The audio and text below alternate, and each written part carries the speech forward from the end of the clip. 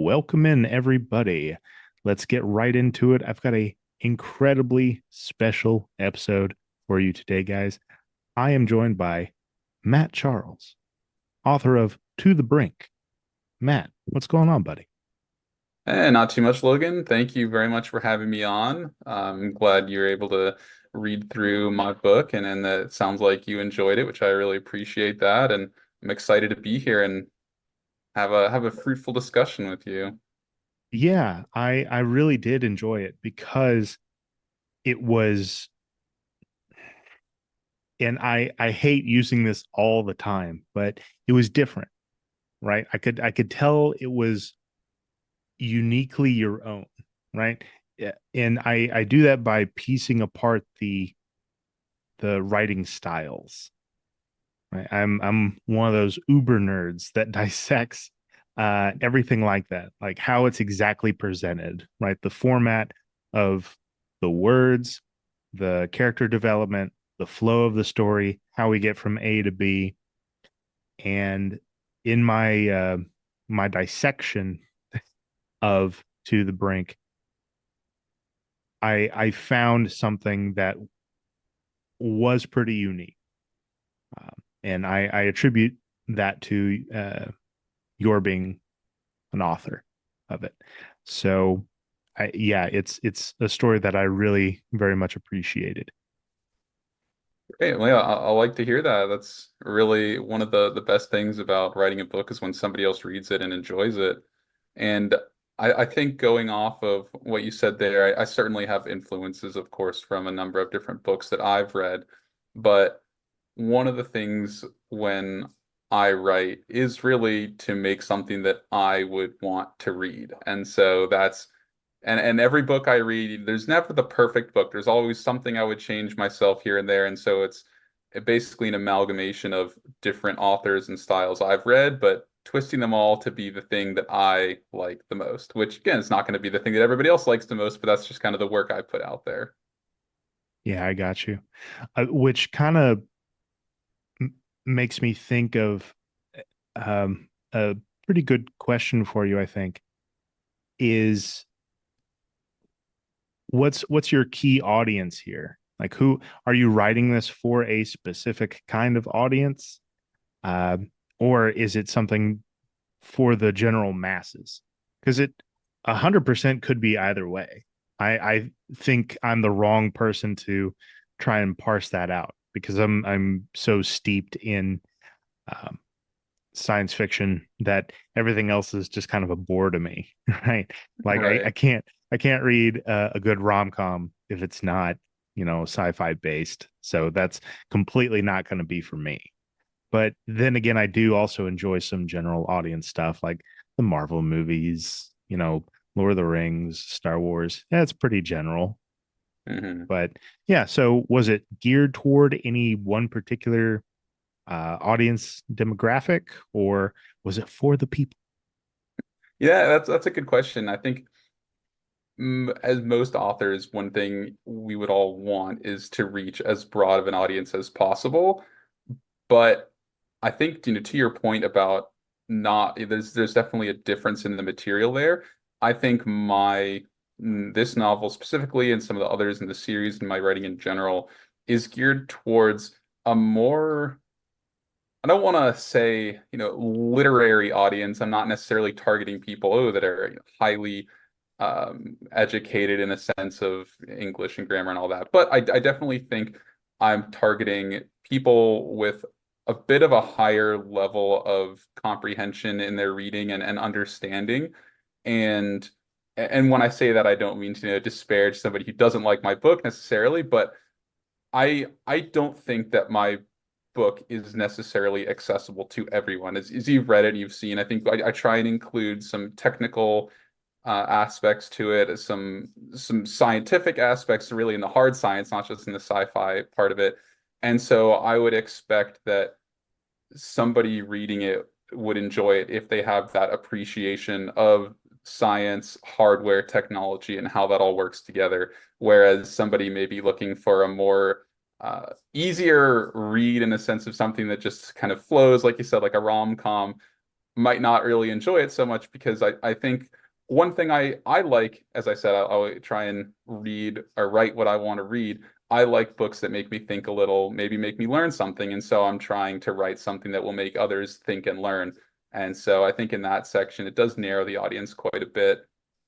And then the other aspect is, as you probably found, there is a lot of action and rather violent action, and that I can see alienating people as well. But again, that's so just to go on a little bit of a tangent here about how I go about my writing is that a lot of times I will think up or come up with scenes that I want to write, a specific scene, whether it's a battle or some type of engagement, usually an action scene, and really hone in on that, and then put a lot of effort into developing that scene in detail, very vividly, and then build the rest of the story around that. So for this, when I approached the book, I had general ideas in my head about what direction I wanted to take the plot and the characters and the story arc. But at the end of the day, it was really linking multiple very gripping scenes and then just meshing those together so that I could write what I wanted and then make it all make sense. Gotcha. Gotcha. Yeah. Okay. So you heard it here, folks. Not a fourth grade reading level kind of book. So let's keep that in mind, kids. Keeping on this subject of the audience and being pretty aware, as I'm certain that you are, of who your audience probably is. Uh, of course, wanting and hoping for that broader audience draw in with the general public. What do you think about? And I'll go on my own tangent here, just kind of pick your brain a little bit. Hmm. What do you think about adaptations of? Let's go beyond the realm of the literary, and let's say we have something like Halo versus Fallout, right? The Halo TV show, it has a pretty, I wouldn't say hefty because then we have things like Star Wars and Warhammer, but it has a fairly decent sized library of books behind it, not just the games. Fallout, I'm pretty sure has some graphic novels out there somewhere that I haven't gotten to yet. But very rich game history. I think the first one came out in 97, if I'm remembering right. Uh, most people did not like the Halo TV show whatsoever.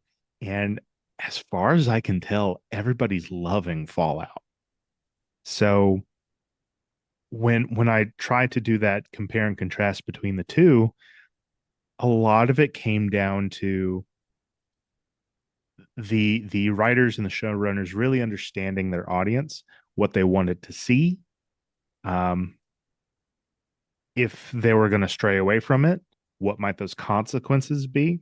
Because I felt like the Fallout people did that. The Halo people kind of came out and just said, "We're going to do our own things. Audience be damned," and that really showed in the Yeah, TV yeah. series, right? So what do you think about this comparison between what happens whenever something is super successful because it is playing into what the audience wanted to see and what they connected to with the source material in Fallout versus a room of writers and showrunners kind of saying we're going to take this thing and run with it, do our own thing with it.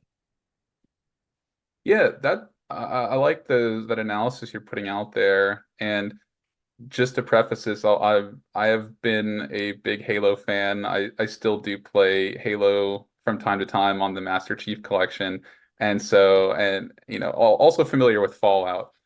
But anyway, to get to your question specifically, I think that there's a very fine edge to walk in these types of adaptations, and I also think that timing has a lot to do with it too. So, for example, the Halo show, came out what, a year or two ago, fairly recently. But the franchise itself, it really had its heyday back in 2008, 2009 when Halo 3 had just come out and it was one of the biggest games on console. And I feel like that was a time when there was a lot of buzz around it. People were liking the content in general. And I think had a show come out then, just there would have been so much more support for it. I think it would have been well received. Now, I think there are other issues with the show. I have to admit, didn't finish the whole season, and I think you seem like you've seen it and you would agree. It's really lackluster.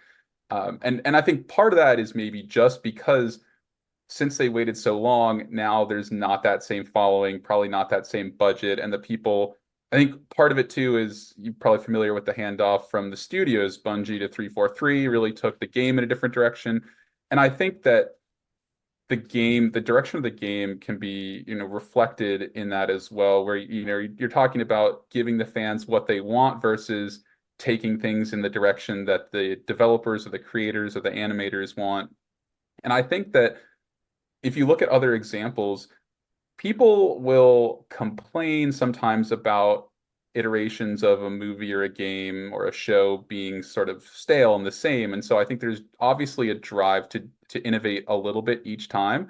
But I also think that it's, proven both in receptions and economically that you don't want to vary too much. I think as an example, you take the games, you have Call of Duty, and they release a game about every year, different they change up the setting and the scene and they add things and game modes, but largely that core gameplay is the same. And people rag on it all the time, but that doesn't stop it from being one of the most played games.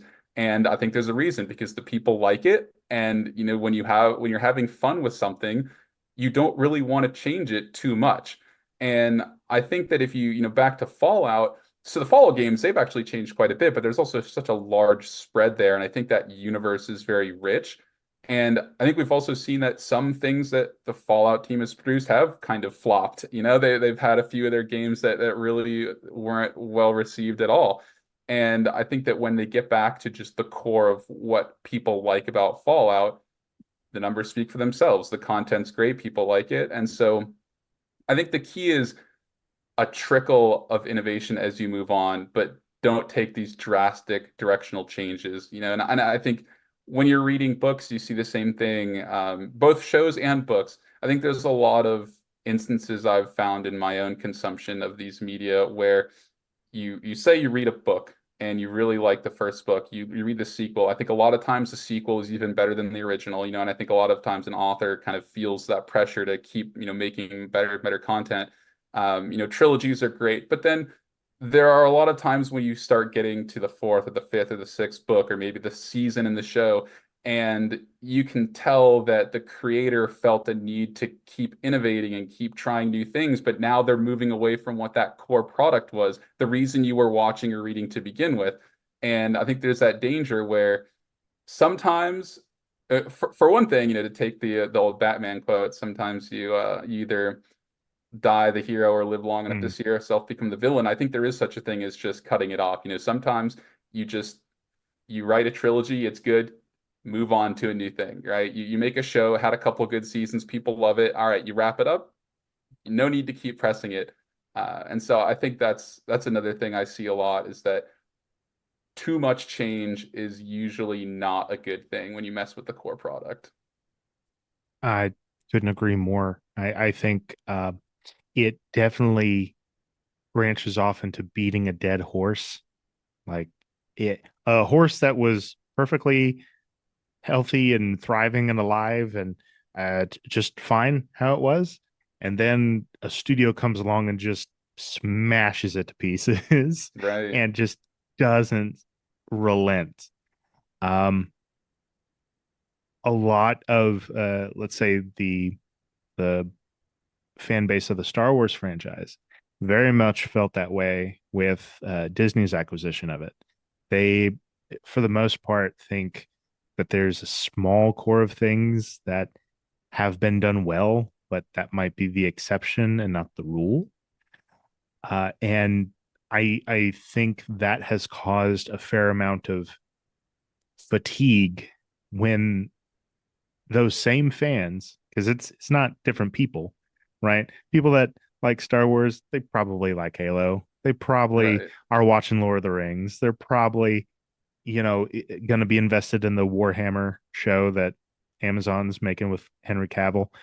So it's more often than not the same kind of fan base. And now we're seeing, I don't know if you're following the stuff that Games Workshop just did to the Custodes Yeah, yeah, uh, I have seen ahead it. of the show, but fans were livid about that. So much so to the point where I think it was their CFO. She was dumping stocks like crazy. Like I didn't see that. Oh, if your CFO or who, I think she was the CFO has that little confidence that she's willing to just unload all of her company shares, it's probably a pretty bad indicator. And yeah, and this is a change that they've made to use your words to try and bring in a larger audience because you can tell that's what they're trying to do, yeah, right? It's not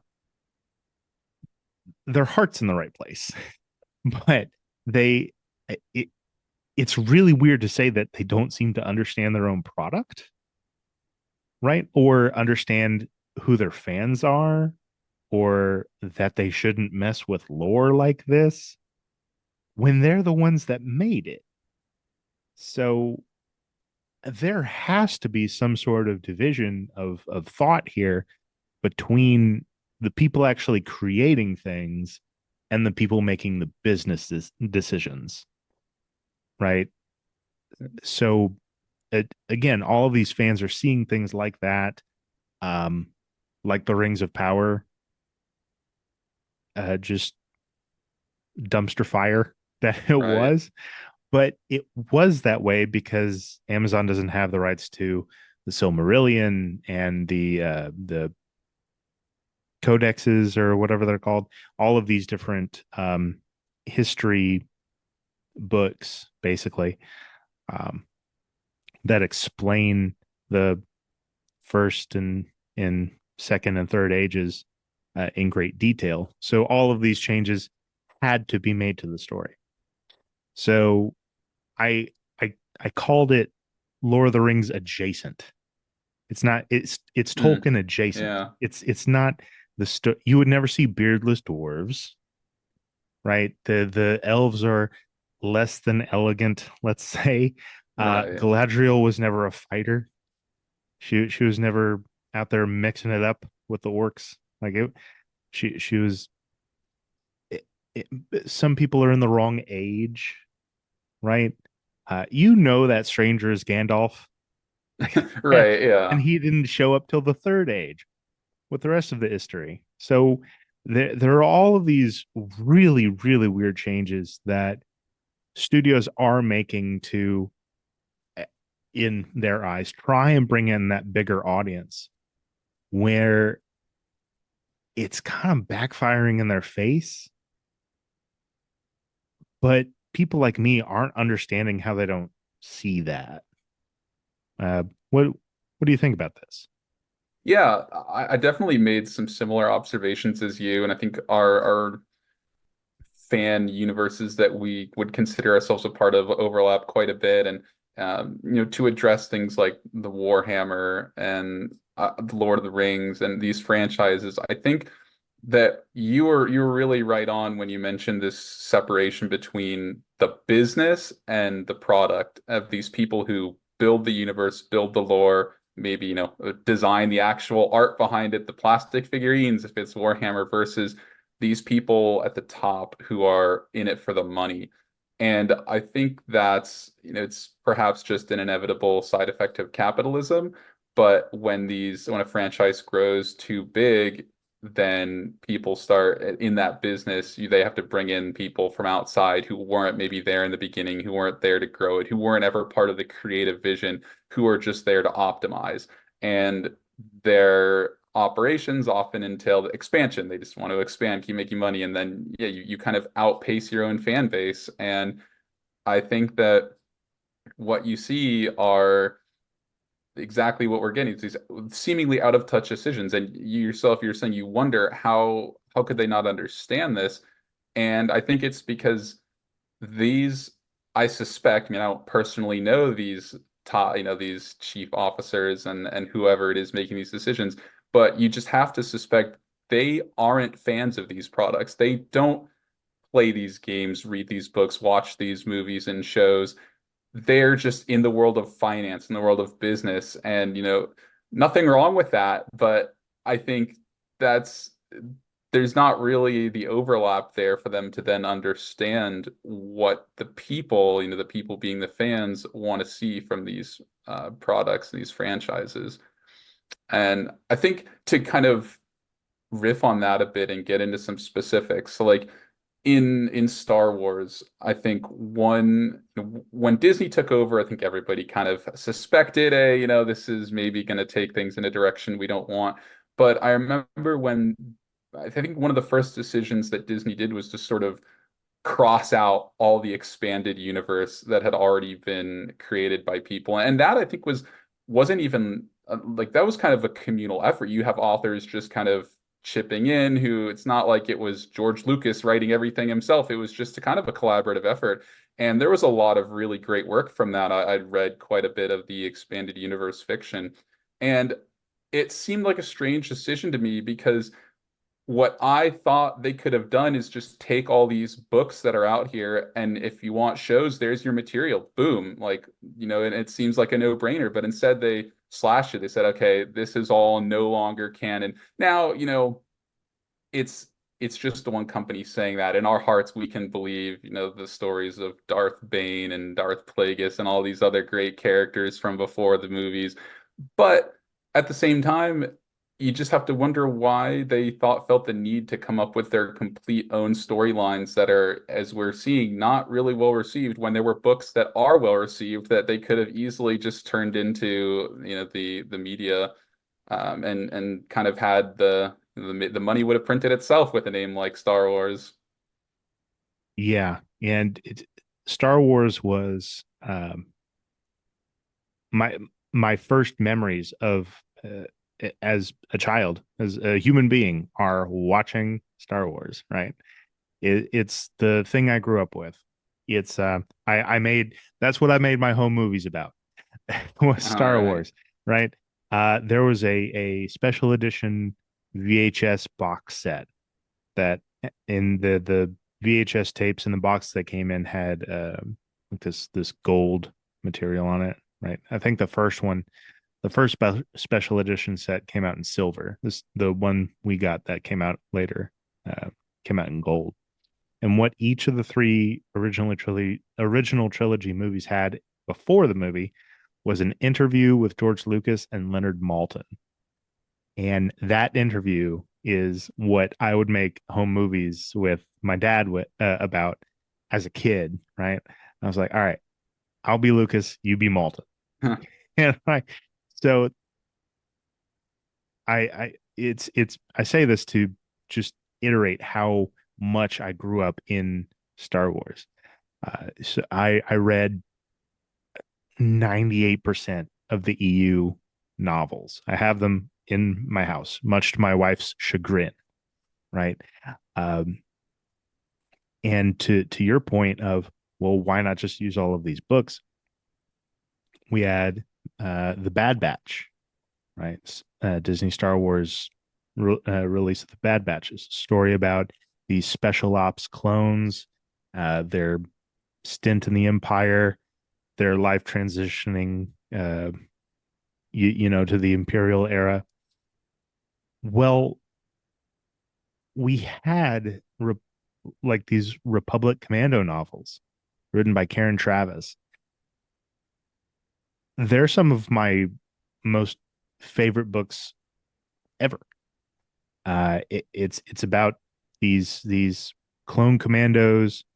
They're serving during the Clone War. They have this Mandalorian sergeant named Cal Scarata, and he treats them all like his sons. And it's at its core the same things that mainline Star Wars was all about, right? It was about the the whole family theme, uh, making it through, a wartime setting.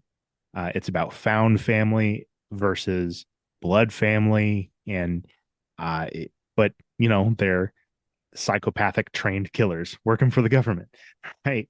It's really cool.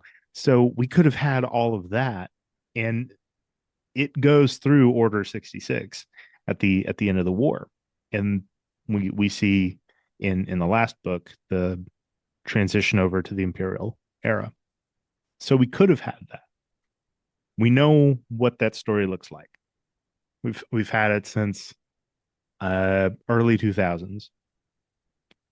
And then we have something like the Bad Batch, which I think was pretty well received. Um, for me, I give it a pretty mid rating, just because I know what Disney Lucasfilm did.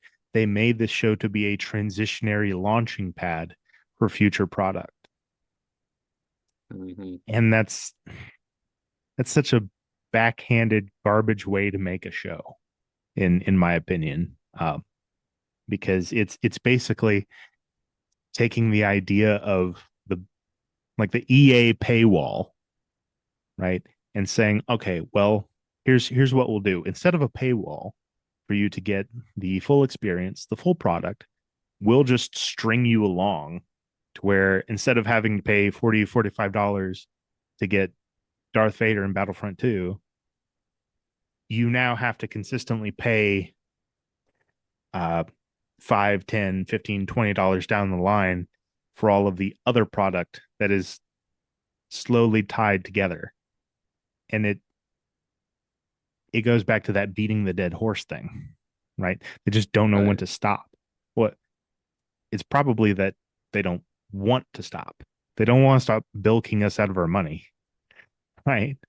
Um, Now, getting back to your book, though, in kind of using the conversation about our overlapping fan bases here, um, To the Brink being a military sci-fi novel, what are some of the inspirations going into making this? I, I immediately thought of things like the Halo novels, Stargate SG-1 was is also a pretty big one for me.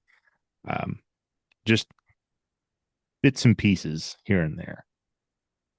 Yeah, sure. I mean, I think that what I wanted to do first and foremost was come up with a plausible universe. I mean, it's our universe, of course, as you know, but I guess, a plausible future. And so when it starts, the action really picks up in the 2030s, so it's really not that far off if you think about it. But my ideas are, the technology is going to keep progressing, and so you get a little bit of what we have today, but there's definitely that future twist, and especially moving things into space, which is, as with most sci-fi, where I want to take things. And I think that one of my thoughts was just take things I was seeing in the world around us, not to put any spoilers in, but of course you see there's these issues of the climate change and this sort of populations fighting for resources on Earth, and these things that who knows how that'll actually turn out. I can't predict what things will look like in 10 years, but I think it's believable to see that there could be conflict arising from this, and to get back to these large scale wars that, and again, I don't want to, I don't, I wouldn't want, I'll say this, I would not wish for any of the events in my books to come true, right? That's the preface, is it's all fiction, it's speculative fiction. But what I do think is this portrays a gripping action, and the fact that it's has plausibility to it adds to the tension of the plot, of the action, of the scenes, because you don't just have violence for violence's sake. You have these conflicts that you can imagine that this could really happen.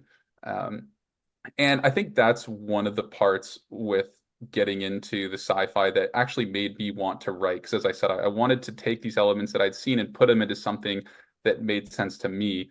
And one of those is adhering to physics, adhering to reality, adhering to the technology we have.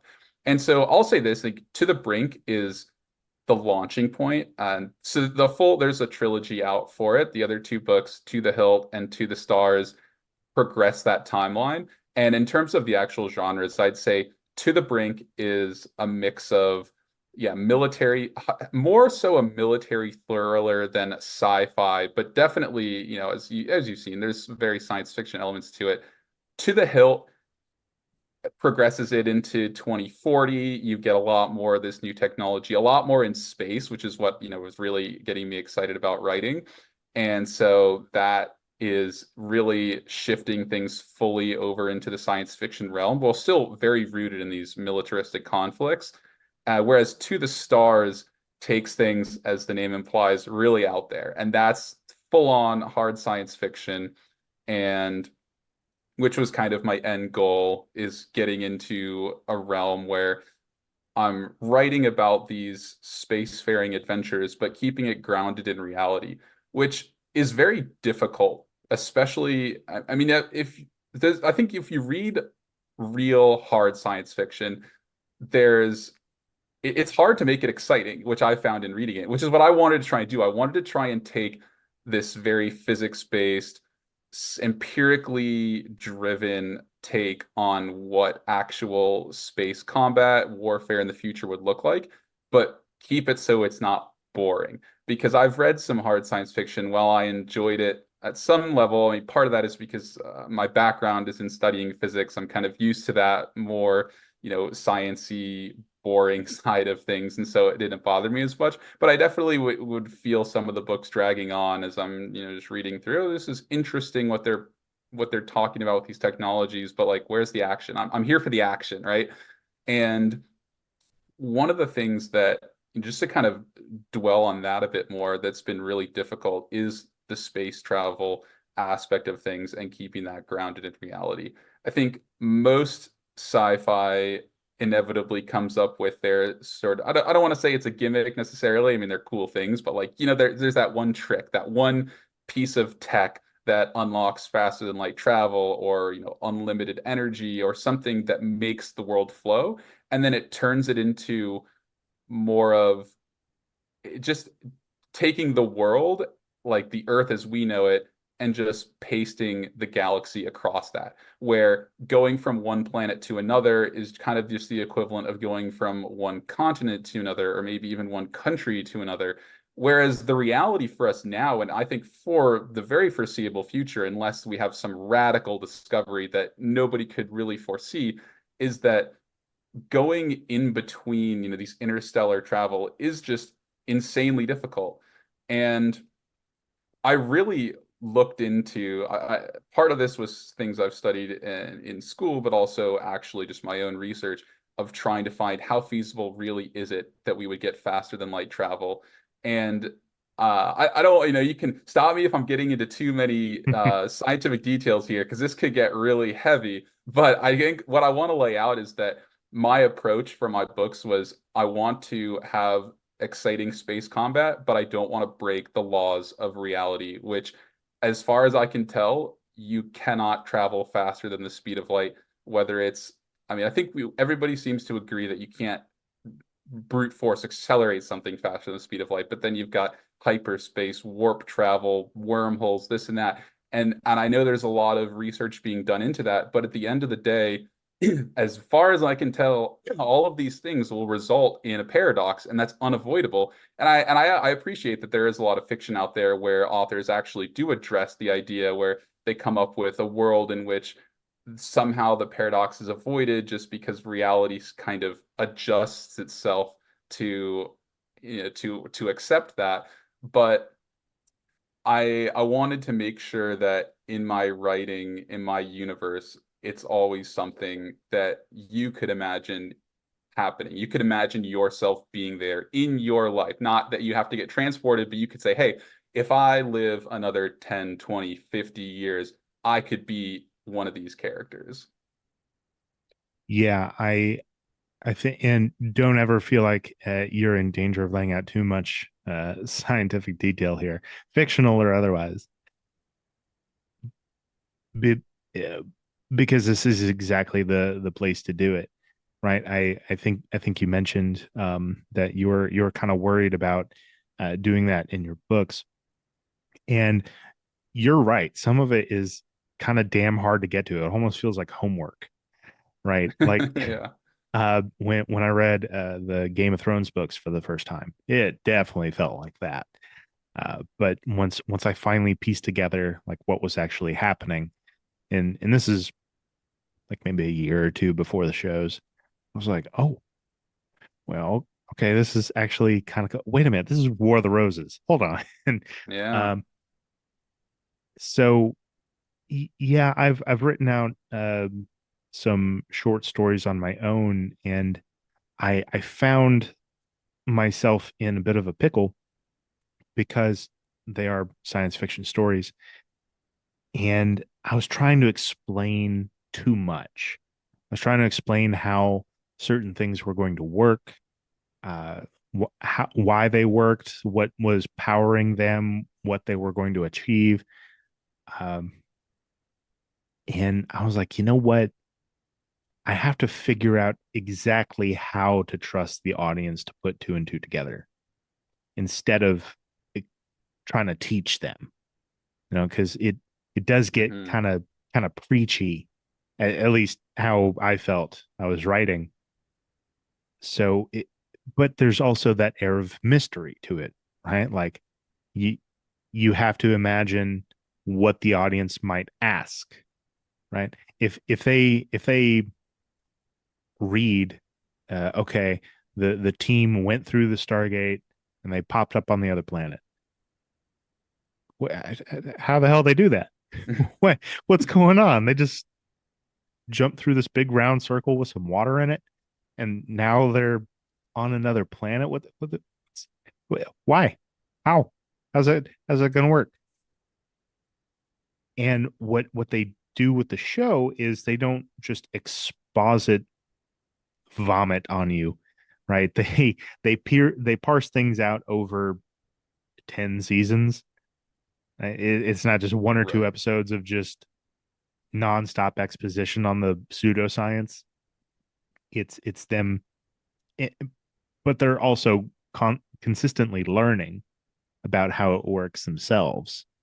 And they do the nice little tropey trick of, well, we've been studying this since the 60s.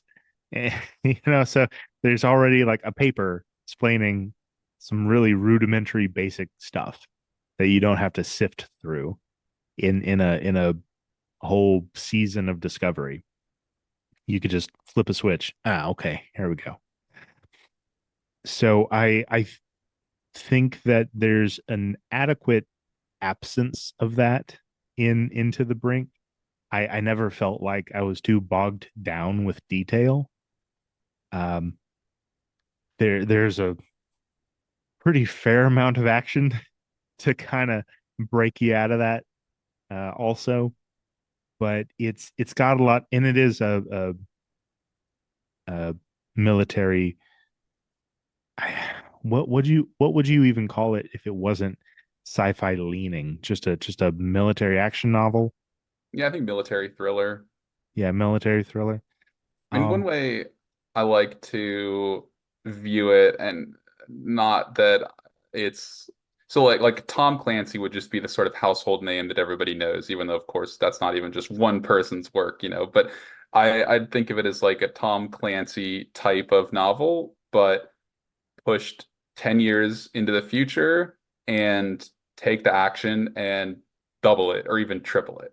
Like that's really my angle is just make sure that so one thing I like to think about when I was writing is to make a book where as you're reading it, this hand just comes out of the page and smacks you in the face, like boom, like puts you in the action, like take the gun, shove it in your hand, slap you on the back, be like, get in there. Like when you're reading, he wants you to really feel like you're in these fights. something that I was trying to parse out for myself, if I couldn't come up with the answer before talking to you, did you rely on just a mountain of research uh, for writing these books? Because I know you're a pretty scholarly fella, uh, or did you consult any military personnel? Yeah, that's a great question. And I will say the writing process here was almost split 50-50 between research and writing. And there are certain passages, especially where we can really get into the details of the equipment and the hardware and how things work, where I'm and like type a sentence on the internet, looking things up, type another sentence, more research, like literally just searching, querying different items, figuring out like, okay, how does this work? And again, it's not just how it works now, but how people think it's going to work. What do we think this next generation is going to be? And then I think the other part of it is just taking in and sort of absorbing all the different types of fiction I've read, movies, shows, books, video games, even, and then pulling from these like what seems real and what doesn't. I did also, I have a buddy of mine who was in the Marines and he read through some sections. And so I got some of that official consultation to make sure I wasn't putting in anything so blatantly incorrect that it would offend people, who are in uniform. But other than that, I think short answer is yes, lots of actual research. Gotcha. Okay, because if you don't look at it as a story, you just you know take it apart and you realize, oh, there are a lot of there's a lot of real world shit in here, probably. Um, Now, writing a story like this, where there are a ton of really crucial details and things to keep track of, how do you do that? Do you have a index of what's going on, and do you have a Bible of details that you keep as you go? This is a pretty big book. Like it's a it's a fairly hefty tome here. I know if I was writing this, I would forget tons of things along the way. So to be honest, not really. And I think it kind of just reflects the way I have operated in other similar things, mainly like whether it's school or in work and other jobs, where I tend to keep things as much in my head as I can, sometimes to my own detriment. But I think in this case, the the sort of Bible of my universe was just what I had already written. And I think a lot of that is because I didn't plan. It's like when I started the book, I didn't know where it was going to end. I just knew that these are some scenes I want to put. I want to get this scene down. I would think through so when I'm the biggest part of really planning out these books for me would just be sort of daydreaming almost as I'm picturing how these scenes are playing out and what's going on. And I would play through them in my head and gradually then, start writing parts of them. And once I'd written one, I would move on to the next one. But I didn't know where it was all going to go when I wrote those first few chapters. It I didn't actually have an end in mind. I was just going, and I knew I would get there. I knew that in some ways the story would write itself. I mean, obviously I had to physically write it all, but that and I found that to be true, that as I would go, the ideas would hit and I would say, oh, so, this happened and what comes next? And then I would think on that a bit and I would think, oh, okay, actually, I think that it would make sense to move on to this next element. And so really I would just build on what was already written in the book. And I think the other part of that is I am kind of lazy in the sense of I don't want to write, if I'm going to write a book, I don't want to have to also write an outline and this I don't want to have to do many drafts and iterations. I kind of just want to put it out there and that's it. And so that's kind of how I did this is I would just write a page, a chapter, a few chapters, a scene, and then once it was written, I mean, yes, I did change things, but in some ways, once it's on the page, it's sort of canon. And then anything that comes in the future, I would go reference that. Now, sometimes if I came up with a really good idea I liked, I would adjust things from previous chapters to fit to that. but largely just building up from there. Okay, that might explain uh at least a little bit leading into my next question for you, because like I told you at the beginning, I like um piecing apart how exactly a story is presented to me. Um, the writing style, how the intros work, um, if it's broken up into chapters, if it's got different parts, like what does the actual structure of everything holding the story together look like? And at first glance, right, if when I just read the index, I was like, how many chapters does this thing have? God, what this is gonna take me forever. But some of those chapters are maybe a paragraph or two long, maybe a page long, some of them like 8, 9 pages. Did your explanation just there kind of also inform how long things were going to be? Or is it you start a new chapter, uh, and it's okay, this part of the book has done what it needs to do. It has conveyed what it needs to convey, and we can now move on to point C. Yeah, I think there's some of that. And like I said, I don't like to go revisit and make too big of changes to things I've already written because I am, in a sense, just lazy and don't want to have to do more work than I need to. But I mean, at the end of the day, I wouldn't say this is work. I'm writing because this is a story I want to get out there. But I think as far as, determining lengths of things, I mean, the chapters, like you said, there's some instances where it really is, I just needed to put this in so that the reader understands what's going on, but it doesn't really fit. And because the chapters are generally like a chapter will only take place in the sort of same locale, in the same time period. So if something happens on a different day or in a different country or in space versus Earth, I have to split that up into a new chapter in my mind. But I will say too, one thing was when I first started writing, I thought I had finished when I'd say about two-thirds of the book's actual length. So the book is about 60,000 words, give or take, something around there. I actually originally only wrote about 40-ish thousand words, and I thought, okay, I like this. This is a good story. And I had some people read it, and it was going well. And then I was thinking, okay, time for book two. And I had these ideas, and I started writing some things that I thought was going to be book two. And then I thought, you know what, this actually isn't that different, and I think this would add a lot to book one. And so in the end, I took what I thought was going to be the beginning of my second book and then integrated it and turned that. So in a sense, the way that I know I liked three parts, just three in media is generally a good number for parts. And so my book has part one, two, and three. I think parts one and two were initially the whole book.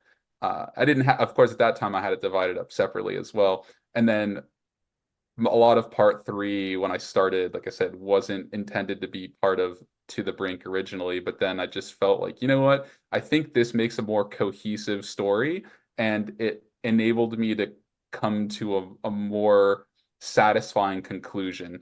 I think I'm all for cliffhangers. Like I get that, you want to write a book that makes people want to read the next one. But for me personally, I also like books that do stand alone. And so even though I have, three books in this series written, each book ends in such a way that it could have been the end. And so if you enjoy, I want people to read the next book because they really enjoyed reading the first book, not because there's a story unfinished. Because I've come across that where I've read books where I don't like it, but then they end it on a cliffhanger, and it's like, well, now I'm committed. I have to find out what happens, even though I know I'm not enjoying this book, whether it's the writing style, the characters, geez, whatever it may be. And so I like the idea of having books that stand alone, even if they are part of a cohesive story. Yeah, I like that, and it kind of brings me back to what George Lucas said about the making of uh, Star Wars: A New Hope. They had no idea that it was going to blow up like it did. They had no that he just wanted to put it out there. Like you said, he Hmm. wanted to tell that story. He didn't think a sequel was going to be possible at the time, right? So they made the movie, they made the story to be wrapped up when the credits roll, right? It was originally not called Episode 4. It was just Star Wars, right?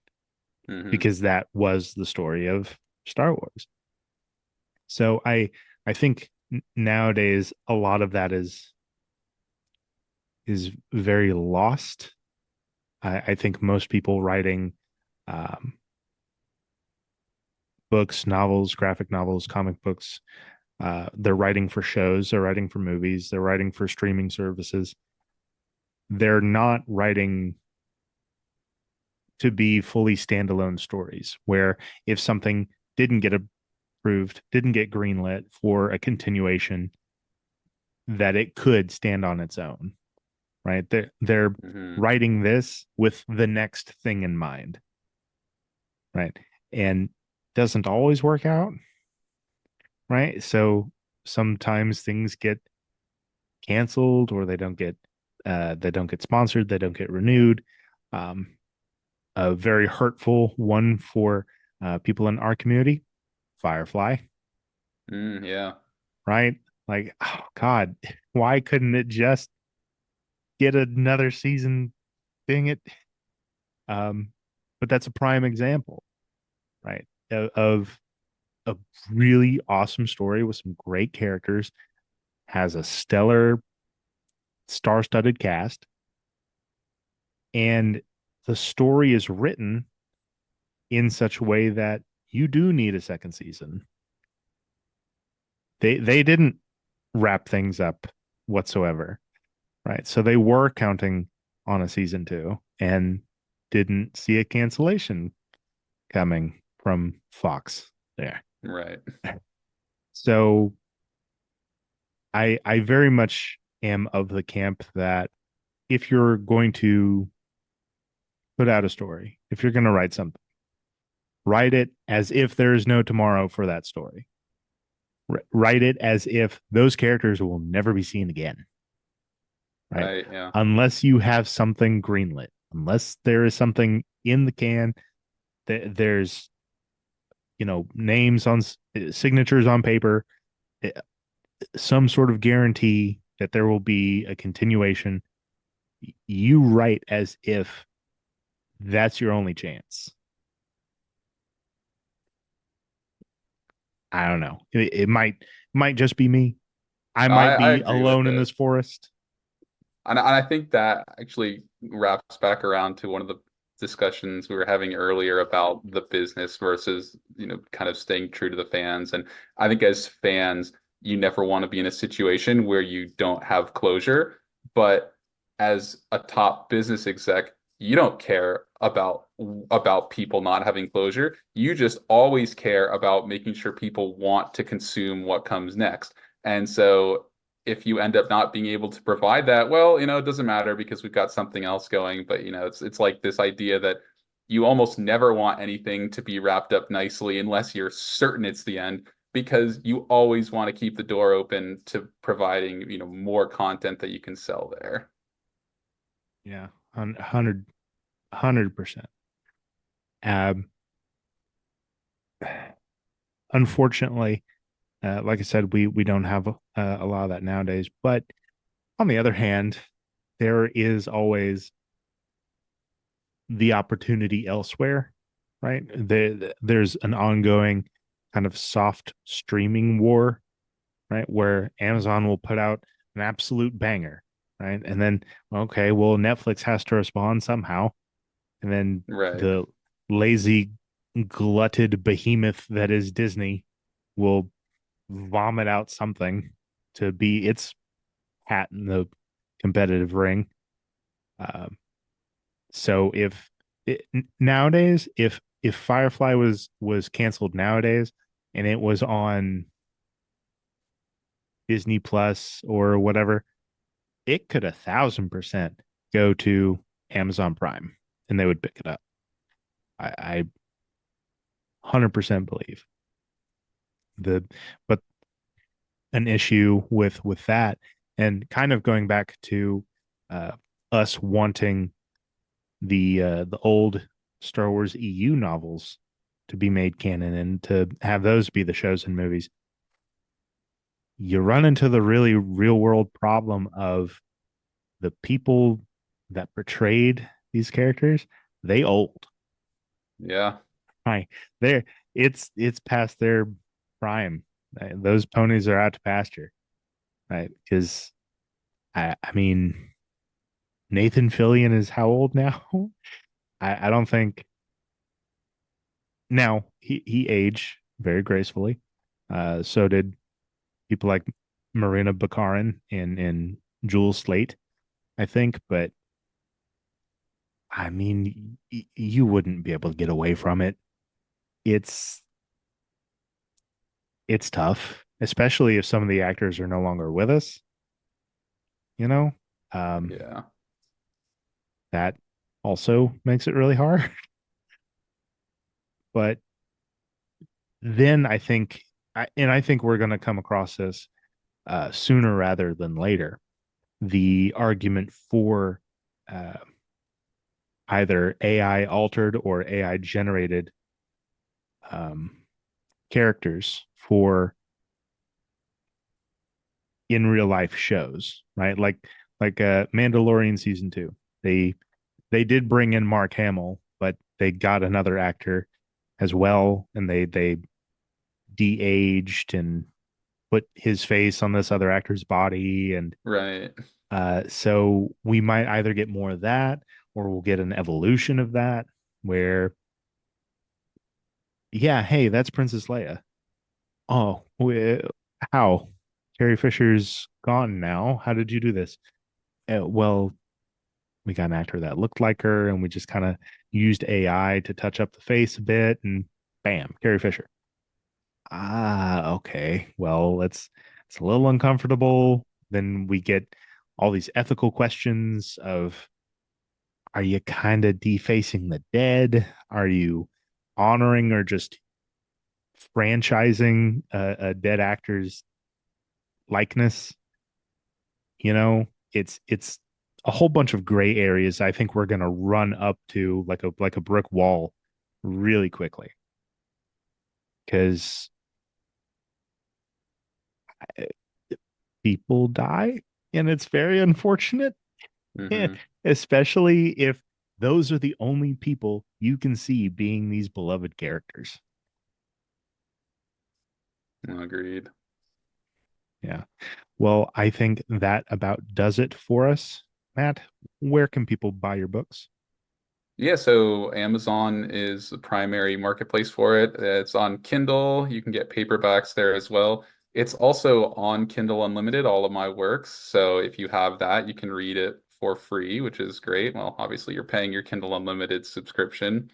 And one thing I did just want to add to is there's the trilogy of To the Brink, but there's a separate series featuring a character, Johnny Lynn, that starts with the book Wheelman. And those are shorter. Those are just novellas, about 20,000 words each. And those tie directly into the events of To the Brink and the other books. So it's not necessarily following the exact same storyline, and it's a separate series, but they coincide. There's crossover of characters, basically the same universe. And so if you are looking for something shorter with just a nice punch of action, that's really what the Wheelman books will provide. Good stuff. I'm certainly going to have to add those to my list.